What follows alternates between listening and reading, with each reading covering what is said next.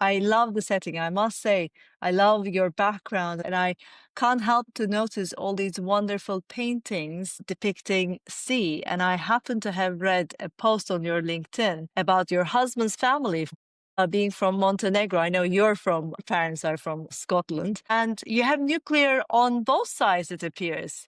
So tell us a little bit about your history of getting onto nuclear and how this all-round connection of nuclear on both sides of the family with your husband's side help you to get in.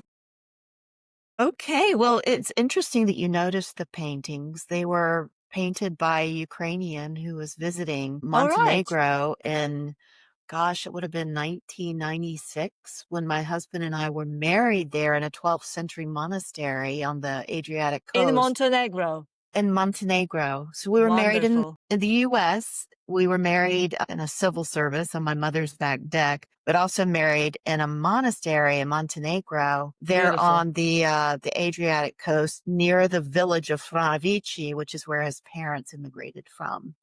And so, yeah, those are paintings of the scene there in Montenegro where we were married. So how I found my way into nuclear is a bit of a very, very different story. I do not have a conventional background. I didn't serve in the U.S. Nuclear Navy. I didn't work in a shipyard. And I actually have undergraduate degree. It's a double major in English and psychology with a minor in sociology, and went to Virginia Tech and wanted to stay on for a graduate degree, but wasn't quite sure what to study. And I learned that Virginia Tech has one of the top human factors engineering programs in the world. And so I studied human computer interaction of all things. Wow. I mean, you were definitely a visionary to have studied it, and look at where we are now. Yeah, but Silicon Valley wasn't really hiring many women at the time. And it was before the internet kind of really hit big. And so my research was in how to show words that were hyperlinked to something else without degrading the readability of the text. But I only got two offers, one from Cummins Diesel Engines and one from the Nuclear Regulatory Commission. So I took the offer from the Nuclear Regulatory Commission, the NRC, and started in 1991 and met my husband, who was a nuclear engineer who studied at University of Florida.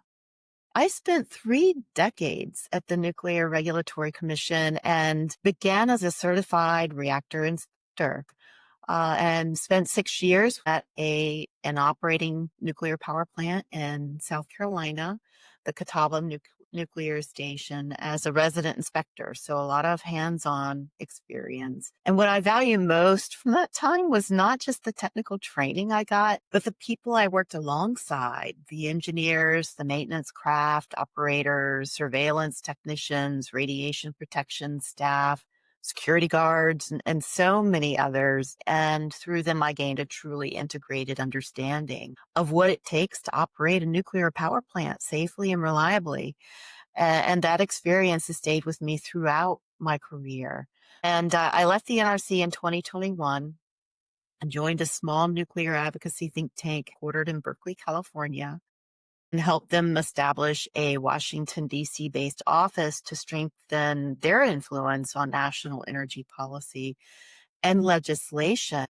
In 2023, I founded my own consulting practice, providing expert witness and advisory services to NGOs, advanced reactor developers, and policymakers at both state and national levels. March of this year, I joined Deep Vision, and it's been an exciting transition from regulator and advisor to helping shape the future of nuclear innovation directly with Deep Vision. You have an incredible background, an incredible story. You had this amazing degree. You were a pioneer in this area, which then were hardly represented. So nuclear and RC was ahead of its time in many ways. But how was it actually being the only woman in the room? The NRC actually recruited quite a diverse set of college graduates when I joined. What they had at the time was reactor engineer intern program. It was a 2-year developmental program where we got a lot of technical training and experience working in various parts of the organization. Spending some time at the Sharon Harris nuclear power plant in North Carolina for only a few weeks caused me to realize that if I was going to be an effective regulator, I really needed to understand how the industry works and how a nuclear power plant operates. And that's what made me decide to become an inspector. And so after that 2-year developmental and training program, I went to the Atlanta, Georgia field office, our Region 2 field office, and started another 2-year program to get qualified. It's a constant, I think, challenge for women in STEM broadly, but women in nuclear specifically. I still hear stories about young women in this day and age entering the field and being the only woman in a room of 60, 70, 80 people. And we need to change that. Absolutely. Many people will recognize why regulation and following rules is so important in nuclear.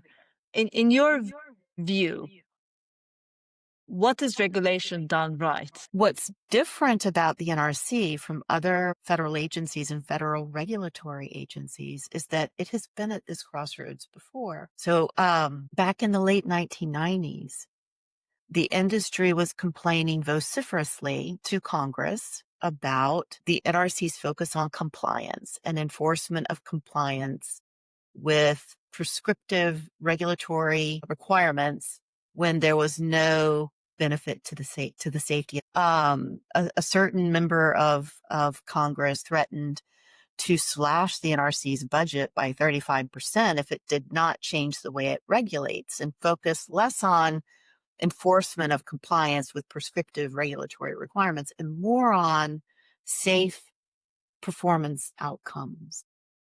And so the NRC was in this near-death experience, and it revamped its oversight of operating reactors. But the commission had directed the staff in 1999 to not stop with oversight, but also make its rules and rulemakings and its licensing approaches risk-informed and performance-based.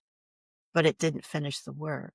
And so here we are now 25 years later, and calls for modernization using risk-informed and performance-based approaches are reverberating again. And so at this point, we even have executive orders on top of legislation to reinforce that the NRC needs to change its culture and finally finish the work that it started in the late 1990s.